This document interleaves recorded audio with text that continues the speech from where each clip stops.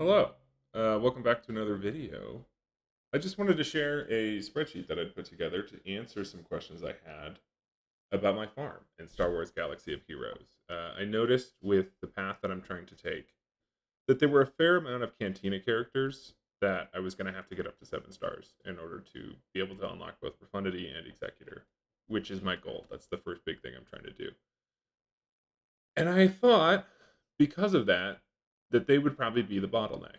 Because the thing about Cantina characters is you can only farm them one at a time. So if you have enough, theoretically, it will take you longer to finish farming your Cantina characters than characters you're getting from a light side battle, dark side battle, a fleet battle. But something felt a little bit off about that to me. So I decided to just do some quick math, share it with y'all, and go over some of my findings. So basically, I was just trying to figure out who are all the characters I have to farm, and how many days on average is it going to take me to farm each. So I just put together quick math here. We think that the drop rate is about 33% per attempt. I don't know if that's been confirmed or not, but that is the assumption here. So, first thing to figure out is if I'm doing a regular character farm where I'm getting 2 shards or I'm getting nothing, how many shards do I expect every attempt I do? What is my expected value? And for that, it is 33% of 2, so it's 0.66. So for a decelerated farm or a ship farm, excuse me, it's 0.33. It's half that. You get 1 shard or you get nothing. You get 1 shard 33% of the time. So then for these, it was pretty easy math because you have a limit of 5 attempts a day. So 0.66 times 5 is 3.3 shards a day. On average, that's about what you'll get. For that decelerated, it's half that, it's 1.65. I put together the attempts to finish farm just out of curiosity. It's not really used in this math other than that, but it's about 500 for everything that is a double drop, and it's about 1,000 attempts for everything that's a single. So then, if I have a daily shard expectation of 3.3, and I need 330 shards to 7-star my character, it's going to take me about 100 days of farming to get a character that has double drops up to 7 stars. It's going to take me about 200 for the decelerated. And then for Cantina, and this is where it started to get pretty interesting for me because I hadn't really ever done the math before, it's going to take significantly less time. So the Cantina math, I'm just going to walk you through that real quick, mostly so people can maybe check my work if I did screw it up anywhere.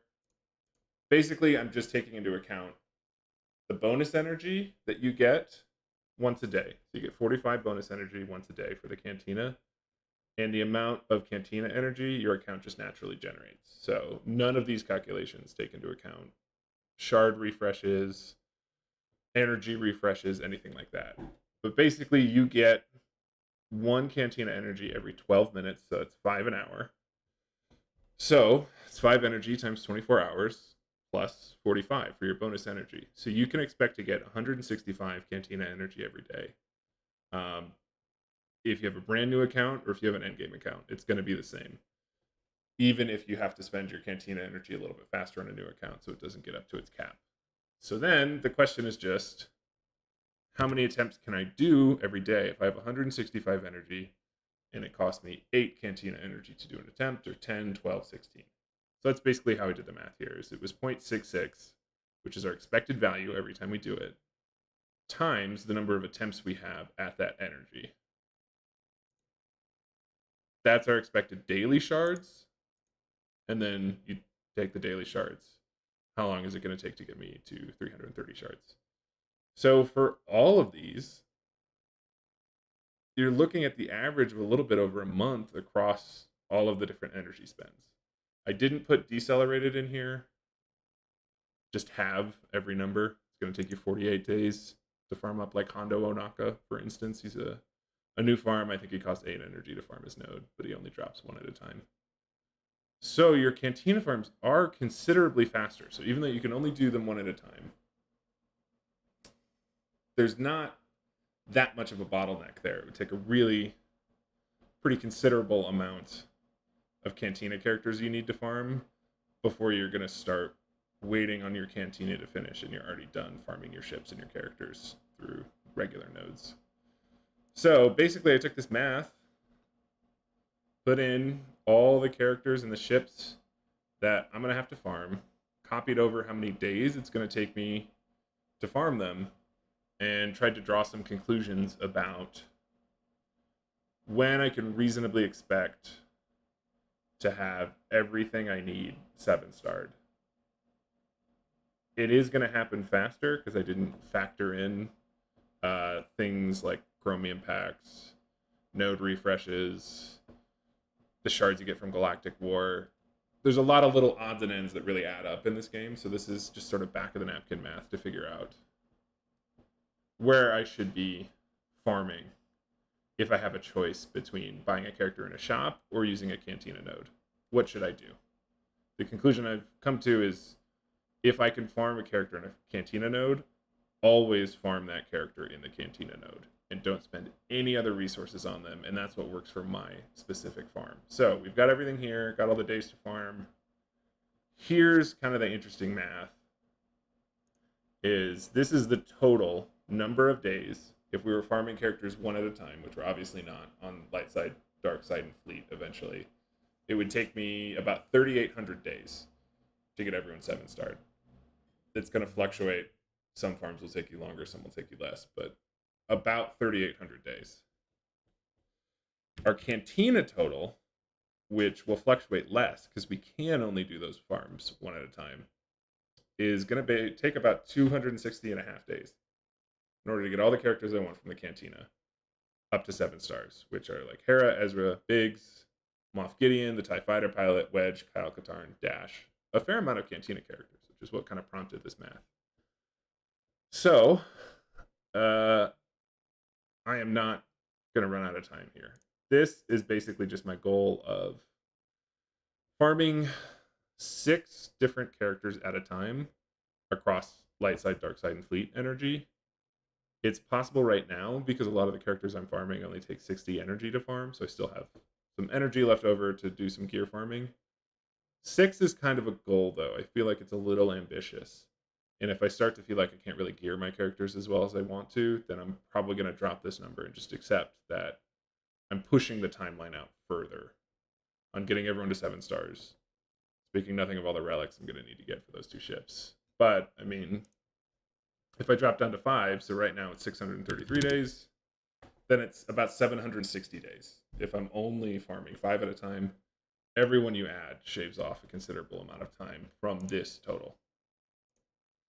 So those are the conclusions that I drew for my specific farm. Where I've applied it, basically, is Gideon has a hard node farm. I was doing it at the start of the game. Right around when his Cantina got unlocked, I decided to make the spreadsheet. And since then, I've only been farming him using Cantina energy. Similarly, Wedge, you can buy in the Galactic War store, and he has a Cantina farm. Since putting together the spreadsheet, I have stopped spending any Galactic War energy on him, which I was doing because I thought Cantina might be my bottleneck. I was wrong. And I'll go back to farming him once Gideon is up to 7 stars because I'm actually using Gideon right now. So that is how it's applied to my farm. I did just want to take a second and kind of look at how strange it is that the total number of days, if I was farming characters one at a time on light side and dark side energy nodes, to get the profundity would be about 1,240 days. And you're adding like 500 days if all you want is the Executor. And I was really struck by the difference there. And I think the difference comes from a couple of different places, but this is pretty interesting evidence, I would say, and it also supports the idea that I'm going to go for profundity first. I think the reason that you have to spend less total time and energy farming the profundity is because there's no journey character that you need for the profundity, whereas you need Beskar Mando in order to pilot the Razor Crest. And I think the other big difference that makes the profundity easier to farm, or at least to get the characters to 7 stars, is a lot of the Rogue One people that you need are in shops. and you don't actually have to spend any energy at all to farm them to get Jinner. So to get Cassian, to get Biston, and then eventually some of the ships are in shops as well, and that's the only way you can find something like Cassian's U-Wing. And then I think both Biggs and Wedge's TIE Fighter are also exclusive to Fleet Arena, but that's just the top of my head. So that is where I'm at right now in terms of sort of broader strategy. I also included how many of the journey, how much I was investing into characters that won't pay off for the profundity of the Executor directly. So like the Imperial Troopers, I want to get Mara Jade because we'll just have a good Empire team, and she turns a Palpatine team into a much better team. Things like the Raven's Claw, which you don't strictly need. Xanadu Blood, you don't strictly need for the Executor, but is very good with the Executor. So I also played around here with what are the total amount of resources I'm going to throw into things that aren't directly related to my goal. And I put that in there mostly as a nod to the fact that I think it's a really useful tool if you're. I made this shareable, it's in the description. You can copy this sheet and use it for your own farm if you're so inclined. I think that's also an interesting thing to put yourself through the paces on is where am I straying from my goal? And is this number too large? And am I punishing myself by basically delaying the profundity in the Executor if I'm placing resources into something that doesn't build towards either of those? Your goal might be a galactic legend along with one of these capital ships, what have you. A galactic legend, maybe you're trying to build up gas up simultaneously. So if you have sort of two big goals or even just one big goal overarching, what are the things you're focusing on here? And should you be shaving from that? But that's it. I hope y'all find that interesting. Basically, 3 months and change to 7-star character through a normal farm. Double that. So a little under 7 months in order to get someone like Admiral Radis or any ship. And then Cantina floats by really, really quickly. So thanks for tuning in, y'all. Hope y'all have a good day.